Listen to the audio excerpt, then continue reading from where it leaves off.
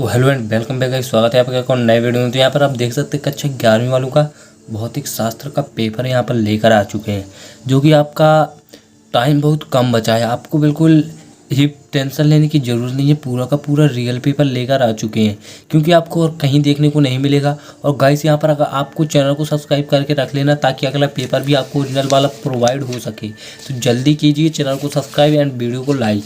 तो यहाँ पर चलिए आपको आपका पेपर दिखा देते हैं, जो आज आपका जो पेपर में बैठते ही आपको मिलेगा। तो यहाँ पर आपको देखने को बिल्कुल यही पेपर मिलने वाला है। जैसे कि आप पेपर में बैठोगे, बिल्कुल यही पेपर आपकी आंखों के सामने होगा। और देखना, पहले नंबर पे आपको 273 डिग्री सेल्सियस पर गैस के अणु गति करते हैं, ये वाला क्वेश्चन देखने को मिल जाएगा। तो यहाँ पर देखिए आपको पूरा का पूरा यही क्वेश्चन देखने को मिलेंगे, पूरे के पूरे। और यहाँ पर देखिए अधिकतम वेग से न्यूनतम वेग से शून्य वेग से उस वेग से जो 273 के समानुपाती है। तो यहाँ पर आपको ये क्वेश्चन ऑप्शंस भी मिल जाएंगे।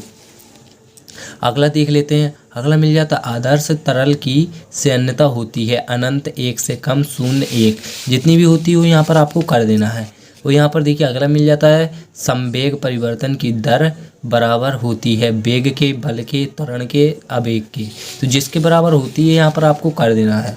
अप्रत्यस्थ संघटक में संरक्षित रहता है, गतिज ऊर्जा संवेग दोनों कोई नहीं। तो जो भी रहता हो यहाँ पर आपको कर देना है।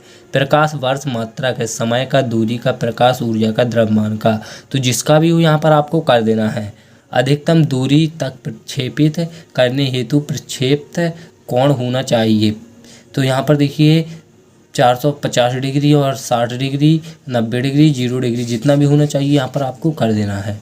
वेग समय ग्राफ द्वारा समय अक्ष से घेरा गया क्षेत्रफल दर्शाता है, दूरी, मदन, चाल, त्वरण। तो यहाँ पर इसके बाद आपके रिक्त स्थान देखने को मिल जाएंगे। नियत वेग से गतिशील वस्तु का डॉट डॉट होता है, क्या होता है? तो यहाँ पर आपको कर देना शून्य डॉट डॉट होता है, क्या होता है? शून्य। अगला आपको देखने को कुछ इस तरह से मिल जाता है। ऊर्ध्वाधर की ओर फेंकी गई वस्तु द्वारा क्षेत्र में चली गई दूरी डॉट डॉट होगी, क्या होगी? महत्व ऊंचाई प्राप्त करने के लिए प्रक्षेप कोण डॉट डॉट होना चाहिए, क्या होना चाहिए? पानी और कांच के लिए संपर्क डॉट डॉट कोण होता है, क्या होता है?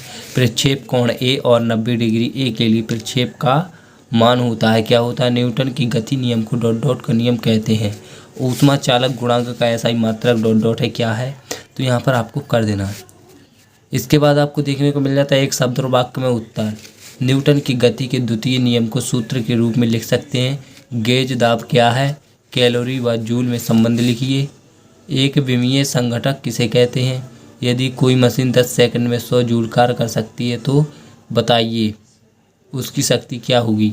आयतन विकृति किसे कहते हैं? यदि पृथ्वी की समस्त बर्फ पिघल जाए तो पृथ्वी पर एक दिन के समय पर क्या प्रभाव पड़ेगा? तो क्या प्रभाव पड़ेगा अगर जो है सारी बर्फ़ पिघल जाए? तो जो है आपको लिख देना है। इसके बाद सही जोड़ियाँ आपको देखने को मिल जाती हैं। प्रकाश वर्ष की विमा और आवृत्ति की विमा, पारसेक, एंगस्ट्रॉम, अपेक्षिक घनत्व और खगोलीय मात्रा, ऊर्जा का विमीय सूत्र। इसके बाद प्रश्न क्रमांक 5, तापीय प्रसार क्या है? इसका अथवा का आपको क्वेश्चन यहाँ पर देखने को मिल जाएगा।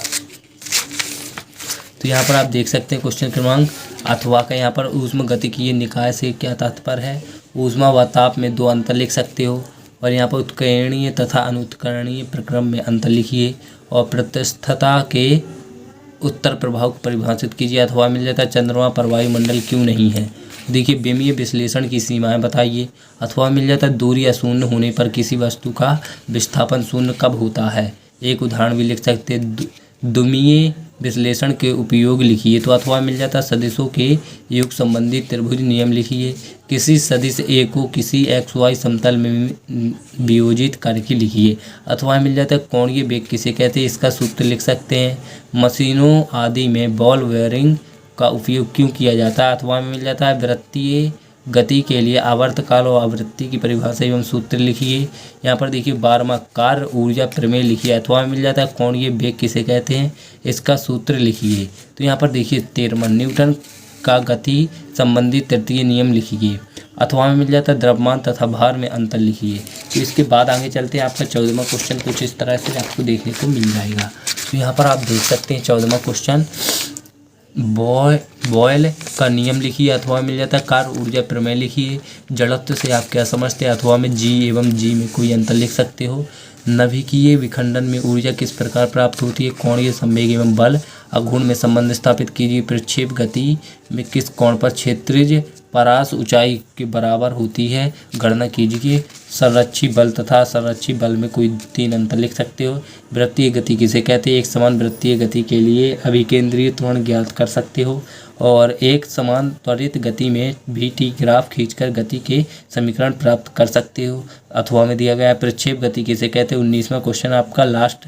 पृथ्वी सतह के क्षेत्रीज किसी कोण से फेंके गए प्रक्षेप के लिए अध्ययन काल प्रातः अधिकतम ऊंचाई एवं क्षेत्रीय पारस के लिए सूत्र स्थापित कीजिए। अथवा में रहता गतिमान वस्तु के लिए अवरोधन दूरी किसे कहते हैं। सिद्ध कीजिए कि प्रारंभिक वेग को दोगुना करने पर उसकी मदन के लिए अवरोध दूरी मानकर 4 गुना हो सकता है। तो यहाँ पर आपका फाइनल क्वेश्चन कुछ इस तरह से होगा। इस तरह से आपको अपने पूरा का पूरा पेपर समझ लिया होगा। आपका पूरा का पूरा यही पेपर आने वाला है 100 में 100% गाइस। और चैनल पर नए हो चैनल को सब्सक्राइब, वीडियो को लाइक कर देना। मिलते हैं नेक्स्ट वीडियो में। जय हिंद जय भारत।